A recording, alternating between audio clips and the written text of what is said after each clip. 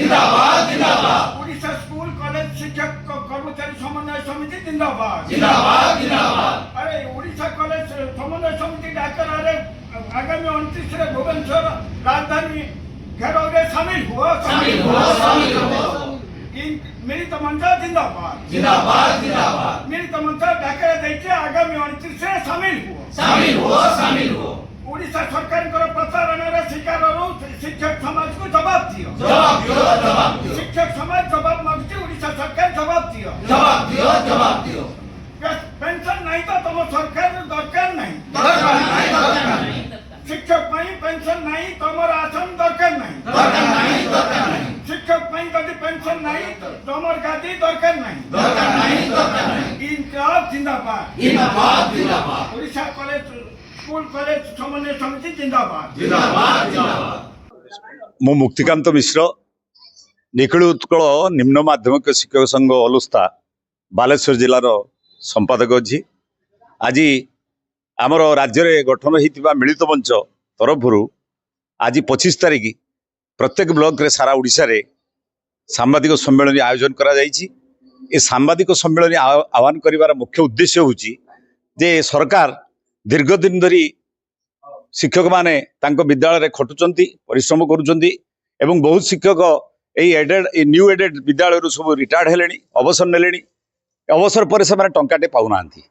एवं राज्य सरकार ताकू विचार करिवे बोली विगत सरकार कहिले किंतु विचार कले नाही। ए सरकार गोटे कमिटी बसई सबु मंत्री सबु विधायक एक कथा जानती मुख्यमंत्री जानती मुख्यमंत्री भाषण ले आसिकी कहिले आमे जतरा घेरो करथाउ जे आपण मानकर समाधान हम 15 दिन भितर किंतु शासन को आसला परे से मोहन माझी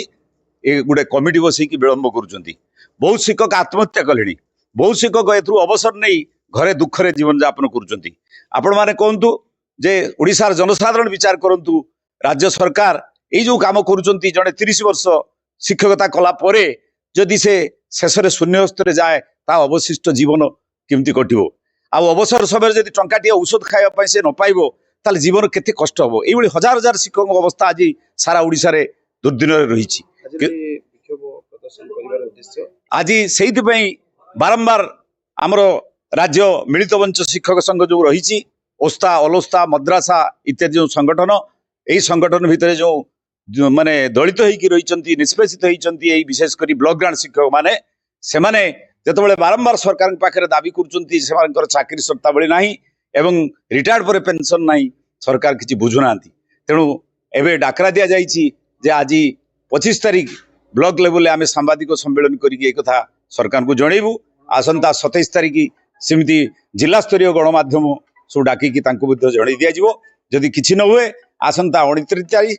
आम राजरास्ता भुवनेश्वर गांधी मार्ग में विराट विक्षोभ प्रदर्शन हम ये लक्ष्य। तेणु बंचार राह खोजुचे शिक्षक आज किंतु सरकार किसी न शुणिक हजार हजार टंका विभिन्न बाबद खर्च करुँच किंतु शिक्षक को दुखर दुर्दिन भितर को ठेली देइछन्ति।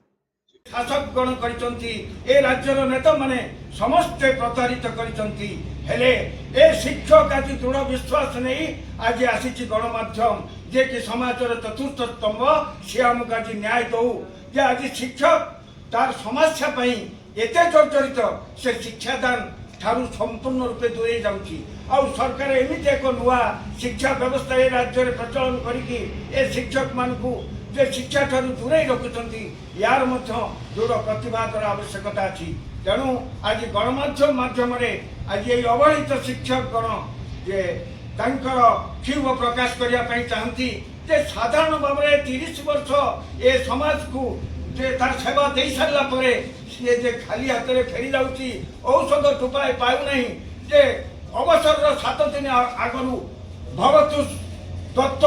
जो आत्महत्या कले से कथा कौन सरकार के पाखे पहुंची पारा ना तेणु शेष में ये गणमाध्यम भाई मान पाखे आम नवेदन एक कथा सरकार निकट में पहुंचातु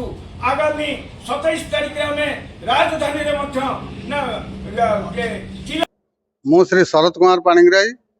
बाहानगा ब्लॉक ओस्टा सेक्रेटरी आमर मिलित मंच तरफ जो प्रोग्राम कराई राज्य स्तरीय तार आज प्राथमिक पर्याय जे कि 25/6 ब्लॉक स्तरीय सांबादिक मान को डाकिकी आमर दाबी समूह को उपस्थापन करवा जो सरकार ओडिया अस्मिता कथा कही आसीथिला ଏକ କ୍ଷୁଦ୍ର ମାନସିକତାକୁ ପୁରେଇ ଦେଇଥିଲା ସମସ୍ତ ଜନସାଧାରଣଙ୍କ ମାନଙ୍କ ମଧ୍ୟରେ। ସେଇ କଥାରେ ଭ୍ରୁକ୍ଷେପ କରି ଆମେ ସମଗ୍ର ଶିକ୍ଷକ ଜାତି ଏ ସରକାରକୁ ଆଣିଥିଲୁ। ଏ ସରକାର ତାର ଆସିଲା କ୍ଷଣି ଆମ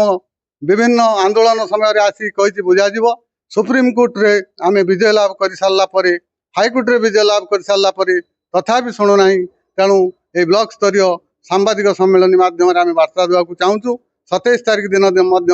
ସେ ବାର୍ତ୍ତା ଜିଲ୍ଲା ସ୍ତରୀୟ କରାଯିବ ଏବଂ 29 ତାରିଖ ଦିନ ଆମେ ରିଟାୟାରମେଣ୍ଟ ହେଇଥିବା ସଂଗଠନ ଏବଂ NPS ସଂଗଠନ ଏବଂ ଉଷ୍ଟାର ଯେଉଁ ବ୍ଲକ ଗ୍ରାଣ୍ଟର ଯେଉଁ ଅନ୍ୟାନ୍ୟ ସରକାରୀ ସଂଗଠନ ସମସ୍ତ ସଂଗଠନକୁ ସେ କଲେଜ ସଂଗଠନକୁ ନେଇ ଗାନ୍ଧୀ ମାର୍ଗରେ ଆମ ଛୁଆ ପିଲାଙ୍କୁ ଧରି ବସିବୁ। ଆମର ନ୍ୟାଯ୍ୟ ଦାବି ହାସଲ ନ ହେବା ପର୍ଯ୍ୟନ୍ତ ଗାନ୍ଧୀ ମାର୍ଗରୁ ଉଠିବୁ ନାହିଁ। ଏ ହେଉଛି ଆମର ଆଜିର ଆନ୍ଦୋଳନର ବାର୍ତ୍ତା। ତେଣୁ ଏ ସରକାର ସେଇ ଓଡ଼ିଆ ଅସ୍ମିତାକୁ ରକ୍ଷା କରି ଯଦି ସେଇ ଶିକ୍ଷକ ସମାଜକୁ ତାଙ୍କର ଦାବି ମାନି ନ ନିଅନ୍ତି, ଆସନ୍ତା ପଞ୍ଚାୟତ ଇଲେକ୍ସନରେ ଏ ଶିକ୍ଷକ ସମାଜ ତାର ଦୃଢ଼ ଜବାବ ଦେବ। ସେଥିରେ ସେ ବିଚଳିତ ହେବ ଏବଂ ସରକାର ଭାଙ୍ଗି ଯିବାର ମଧ୍ୟ ସମ୍ଭାବନା ଅଛି। ଏତିକି କହି